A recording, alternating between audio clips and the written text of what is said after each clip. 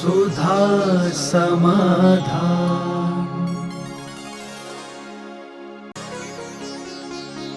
नमोस्तु गुरुदेव। गुरुदेव हमें प्रेरणा प्रदान करें कि किस तरह से हम धार्मिक आयोजन अथवा महोत्सव के माध्यम से अधिक धर्म प्रभाव न करते रहें। किसी भी महोत्सव को मनाने का अर्थ यह नहीं है कि हमने अपना इतिश्री कर दी। किसी महोत्सव को मनाने का अर्थ यह है कि अब ऐसा महोत्सव आगे प्रति वर्ष मनाया जाएगा। अभी हमने स्नातकों को संदेशा दिया था कि 25वें गौरव रजत वर्ष पर आप लोगों ने शिविर लगाए। इसका अर्थ ये नहीं, ये महोत्सव तो मात्र मंगलाचरण था। जिसने जहाँ जहाँ शिविर लगाए हैं अगली साल भी वहीं फिर वो शिविर लगावे, दूसरे स्थान पर लगावे, यानी ये मंगलाचरण हो। इस बार जितने शिविर लगे हैं आज साल के बाद हर साल इन शिविरों में बढ़ती होती जाए, यही गौरव महोत्सव मनाने का मूल उद्देश्य होना चाहिए। मूल है कि हमारे संस्थान का जो उद्देश्य था उसमें हम जितने सफल हुए हैं उस सफलता को दुनिया के सामने रखना और आगे और कितना सफल होना है उस उद्देश्यों को जगत के सामने रखना, ये हमारा मुख्य पर्पस है। अब जो हमारे लिए आनंद अनुभूति हुई है इनको अगली साल के शिविरों की तैयारी करो।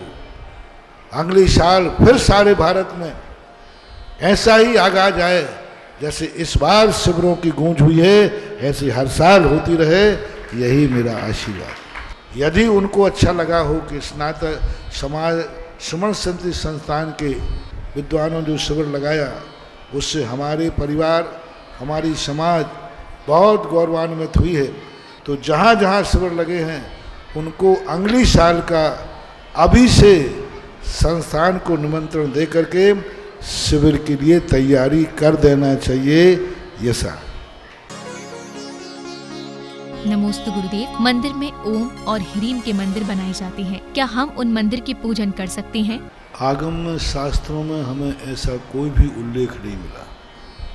अकृत्रिम चैत्यालयों में मुझे कोई उल्लेख नहीं मिला। ह्रीम ओम की प्रतिष्ठा का हमें किसी प्रतिष्ठा पाठ में उल्लेख नहीं मिला।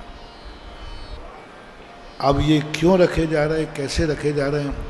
कई लोग इनमें 24 भगवान चिपका देते हैं, कई लोग ओम पे कर करते हैं, तो ये मनमाने ढंग से काम चल रहा है।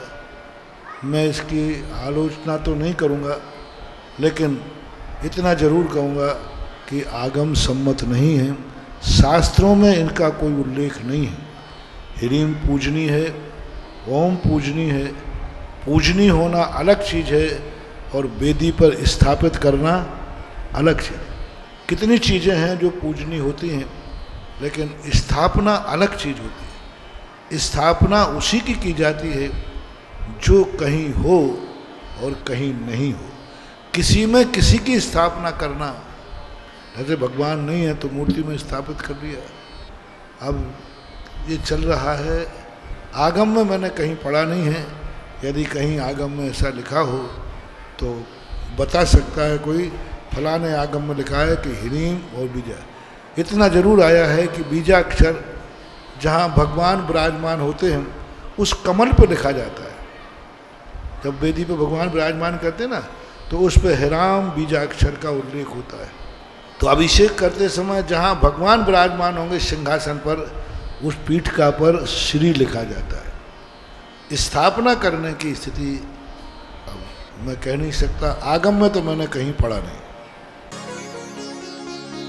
नमोस्तु गुरुदेव। वर्तमान में क्या रात्रिकालीन सपनों का महत्व होता है? पहली बात तो स्वप्नों का जो समय होता है, मुहूर्त होता है, नक्षत्र होता है, उस समय यदि स्वप्न आता है तो वो सार्थक होता है, फलदायी होता है। और इस प्रकार का जो स्वप्न है, ये स्वप्न शुभ सूचक है, इतना ही संकेत करूँगा। नमोस्तु गुरुदेव। अवृत सम्यक दृष्टि को उपसम, शय एवं शयोपशम कैसे घटित होता है? घटित कैसे होता ही है। अनादि मिथ्या दृष्टि कोई भी हो, सबसे पहले वो उपसम सम्यक दर्शन ही प्राप्त करता है। कोई लोग मुनिराज लोग जो हैं सीधा भी सम्यक दर्शन प्राप्त करते हैं 36वें स्थान में, और क्षयोपशम तो होता ही, असंख्यात सम्यक दृष्टि देवों में, भवनत्रकों में जितने सम्यक दृष्टि हैं, प्रायः क्षयोपशम, क्योंकि उपशम का काल तो एक अंतर्मुहूर्त है, और निरंतर क्षयोपशम समय नरकों में असंख्यात सम्यक दृष्टि, नरकों में 7वीं पृथ्वी में अक्षयोपशम सम्यक दृष्टि असंख्यात, 7वीं पृथ्वी में, 6ठी में, 5वीं में, 4थी, सब में भरे पड़े त्रियंशों में होते। और छायक सम्यक दर्शन जो है वह अविरत सम्यक दृष्टि में मात्र मनुष्यों में, देवों में और त्रियंशों में और नारकियों में भी कुछ स्थान पर पाया जाता है, यानी पहली पृथ्वी से नीचे नहीं पाया जाएगा। तो ये तो घटित होता है, कोई बाधा नहीं। भरत चक्रवर्ती आदि अविरत सम्यक दृष्टि थे, पांडव आदि अविरत सम्यक दृष्टि थे, छायक सम्यक दृष्टि थे। भरत चक्रवर्ती, राम, हनुमान वगैरह ये सब सम्यक दृष्टि जीव थे, छायक सम्यक दृष्टि थे। नमोस्तु गुरुदेव, मरणांतिक समुद्घात क्या है? मरणांतिक समुद्घात जब जीव करता है तो पहली बात तो आत्मा के प्रदेश निकलते नहीं हैं, फैलते हैं। फैलना और निकलने में अंतर है। निकल जाए तो मर ही जाएगा। आत्मा के प्रदेश फैलते हैं, रबड़ के समान ऐसे फैलते हैं, जहाँ उनको जाना है वहाँ छूके। जब तक वो लौट के नहीं आएगा उस जीव का मरण होता है, हो ही नहीं सकता। मरणांतिक समुद्घात की विशेषता यही है कि वो छू करके लौट के आएगा, फिर थोड़ी देर एक अंतर्मुहूर्त रुकेगा, उसके बाद ही वो मरण को प्राप्त होता है। ये उसका नियम है। नमोस्तु गुरुदेव, सब मंत्रों में नमोकार मंत्र को सबसे बड़ा मंत्र क्यों माना गया है?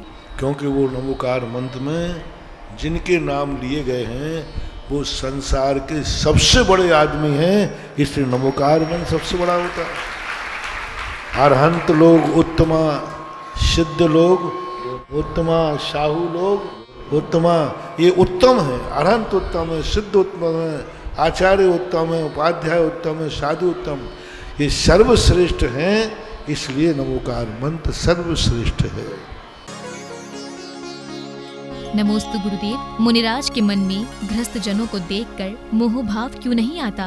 तो मनुष्य है कि प्रवृत्ति होती है, तो मनुष्य ही तो भगवान है, वो कैसे बन गए? मनुष्य तो भगवान बनता है,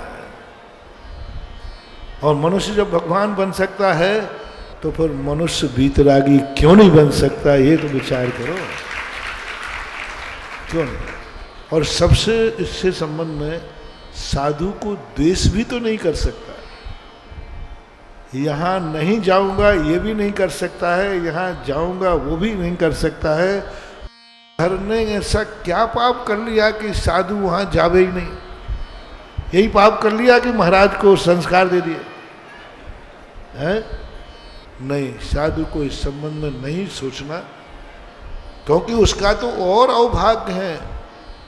उसका तो पुण्य कितना है कि उस परिवार से कोई ऐसे संस्कार मिले कि कोई मुनि बन गया, तो सबसे ज़्यादा पुण्यात्मा तो वही परिवार है। सबसे पहले वही होना चाहिए, हार ये होना चाहिए। राग तो कहाँ राग द्वेष की बात है, वो तो उसी दिन छूट गया जिस दिन उन्होंने घर त्याग किया था। अब त्यागे हुए घर के प्रति ये भी नहीं कर सकते। यदि ये भाव है यहाँ नहीं जाऊँगा, ये मेरे परिवार का है, तो बहुत बड़ा दोष है, क्योंकि उनको अभी भी मेरा परिवार है। श्रावक है, सब श्रावक हैं, सब श्रावकों के जाते हो, जिस दिन नियोग बनेगा उन श्रावक के हो जाएगा, ऐसा माना। नमोस्तु गुरुदेव, समिति एवं महाव्रत किसे कहते हैं और इनमें क्या अंतर है? समितियाँ जो होती हैं व्रतों के पालन के लिए होती हैं। समिति के माध्यम से, समितियाँ कारण हैं, व्रत फल हैं। देख के चलेंगे तो एक क्रिया का नाम इरिया समिति है और फल ये है अहिंसा व्रत का। अहिंसा व्रत के पालन करने के लिए समितियां बनाई जाती हैं, ऐसा मानना चाहिए। नमोस्तु गुरुदेव, मंदिर में जाकर क्या करना चाहिए? डॉक्टर बन के क्या करना चाहिए ये तुमने कहाँ सीखा?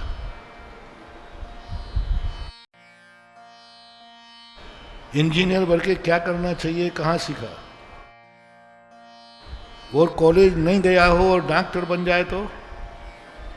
इसलिए मंदिर में जाके क्या करना चाहिए? पाठशाला में पढ़ना चाहिए। मंदिर में जाके क्या करना चाहिए? पहला भाग दूसरा भाग पढ़ना चाहिए।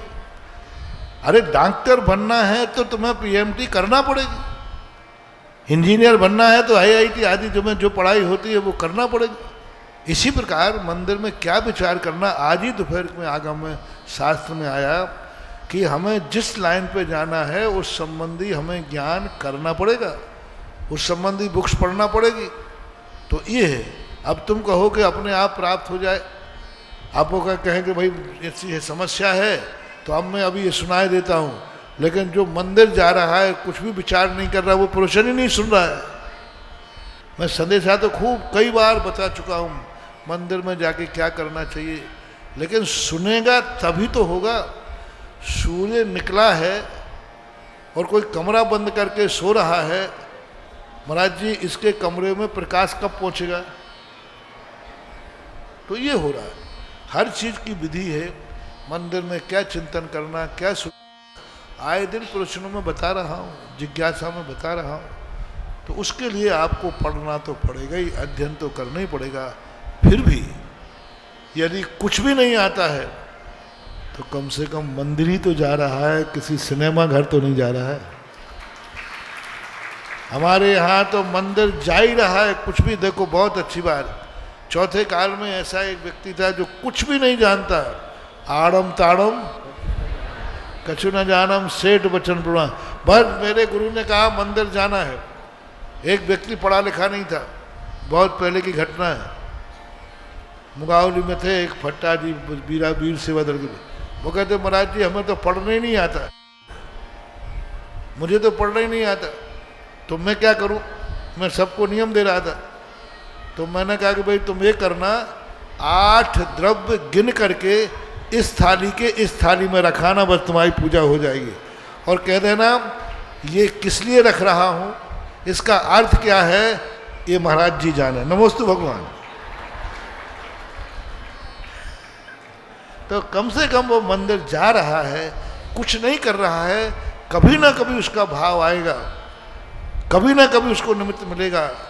अच्छे कार्य बिना समझे भी करो, बिना विचारे भी करो, बिना सोचे भी करो, मजबूरी में करो, रो धो के करो, जबरदस्ती करो, बिना मन से करो, लेकिन करो। नमोस्तु गुरुदेव, मंदिर हमें कब और कैसे ऊर्जा देते हैं? इसके संबंध में बहुत बार मंदिरों की कब ऊर्जा, किसको ऊर्जा मिलती है, ये मंदिर नकारात्मक ऊर्जा भी देते हैं, सकारात्मक भी देते हैं। ये मंदिर दीपक हैं, सावधानी से जब पकड़ोगे तो अंधकार दूर करेंगे, चूक जाओगे तो जला के भस्म भी कर देते हैं। इन मंदिरों के लिए सबसे बड़ी चीज़ है कि मंदिर जो तुम्हारे लिए बनाए गए हैं, कम से कम वहाँ जाकर के ड्यूटी तो दो। जैसे अभी प्रश्न था उसी से रिलेटेड था कि कैसे भी करो बिना मन से। संसार के कितने कार्य हो जो तुम बिना मन से करते हो, मंदिर भी बिना मन के सही। संसार के कितने कार्य करते हो जिस संबंध में तुम कुछ भी नहीं जानते। कितनी चीजें तुम खा लेते हो, तुम्हें कुछ भी पता ही नहीं है। तो पूजा भी बिना जाने करो।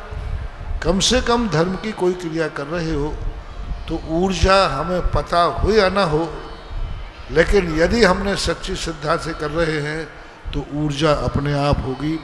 अंजन चोर को नमोकार मंत्र नहीं आया, पढ़ते भी नहीं आया, उसको याद भी नहीं हुआ, लेकिन वो नमोकार मंत्र के फल को पा गया। तो इस प्रकार की स्थिति बनी। नमोस्तु गुरुदेव, स्वप्न में खाली विमान दरवाजे पर आकर रुक जाए तो इसका क्या अर्थ होता है? तुम्हें लेने आया है क्या? चलो। और क्या यही इसका अर्थ होता है। वो तुम्हारे लिए कई बार इस सगुन में आता है। विमान देखना, विमान का आना, विमान पर बैठ के जाना, ये शुभ संकेत होते हैं कुछ अच्छा संकेत होता है। नमोस्तु गुरुदेव। इच्छा और आकांक्षा में क्या अंतर है? आकांक्षाएं जो होती हैं वो सेक चिल्ली के समान होती हैं। जो हम नहीं कर सकते उनकी भी आकांक्षा होती है और उनके भी मन में भाव आता है। इच्छाओं का ही एक बड़ा रूप आकांक्षा कहलाता है। इच्छा थोड़ी सामान्य होती है, आकांक्षा और बड़ी हो जाती है, ऐसा मानना चाहिए। नमोस्तु गुरुदेव। वीरांतराय कर्म के क्षयोपशम से आत्मिक शक्ति प्राप्त होती है। ये क्रमशः 1 से 5 इंद्रियों के जीव में कैसे घटित होगी? वीर्यांतराय कर्म का क्षयोपशम तो उनमें भी होता है ना। 4 घातिया कर्म होते हैं। इसमें ज्ञानावरणी, दर्शनावरणी और अंतराय, ये कर्म सदा क्षयोपशम रूप ही होते हैं। कभी इनका पूर्ण आवरण नहीं होता। अंतराय के 5 भेद हैं: लाभांतराय, दानांतराय, भोगांतराय, उपभोगांतराय और वीर्यांतराय। तो ये चारों पांचों के पांचों क्षयोपशम रूप में सदा विद्यमान रहते हैं। निगोदिया जीव भी कोई लाभ तो है ही, कोई ना कोई शक्ति वहाँ है। तो ये संसार अवस्था में प्रत्येक जीव के पास नित्य उद्घाटित हैं ये 3 कर्म। घातिया कर्म में मोहिनी कर्म जो है, यह क्षयोपशम रूप में मात्र सम्यक दृष्टियों का होता है। सम्यक दर्शन जब हो तब क्षयोपशम उपशम आदि होता है। शेष लोगों को यह औदयिक रूप में रहता है। इसलिए ये तो नित्य नियम है, नियोग है कि अंतराय कर्म सदा किसी का पूर्ण कभी ढकता नहीं है, क्षयोपशम रूप ही होता है। नमोस्तु गुरुदेव। क्या मंदिर में कुर्सी पर बैठकर पूजन आदि करना चाहिए? मंदिर में बैठ करके ही करना चाहिए। रही बात कुर्सी की, तो कुर्सियों की तो कुछ आदत पड़ गई है। कुछ लोग जमीन पर बैठे तो कोई ऐसी बड़ी बात नहीं है, लेकिन आदत पड़ गई है थोड़ी सी, और आदत पड़ जाने से वो स्थिति बन जाती है। कुर्सियों पे जमीन पे बैठने का संस्कार डालना चाहिए। और बैठते रहोगे तो पैर भी मुड़ते रहेंगे, और नहीं बैठोगे तो तकलीफ हो जाती है। कुर्सियां रखते ही क्यों हो, रखो ही मत करे। कुर्सियां दिखते ही अच्छे छोकरों का बैठने का भाव हो जाता है। देखो कितने लोग कुर्सियों में बैठते हैं। अब कुर्सियां हटा दी, सब हो गया। अभी 2-4 कुर्सियां बैठी, ये भी हटा दो तो अपने आप ठीक ठाक हो जाएगा। सुधा समाधान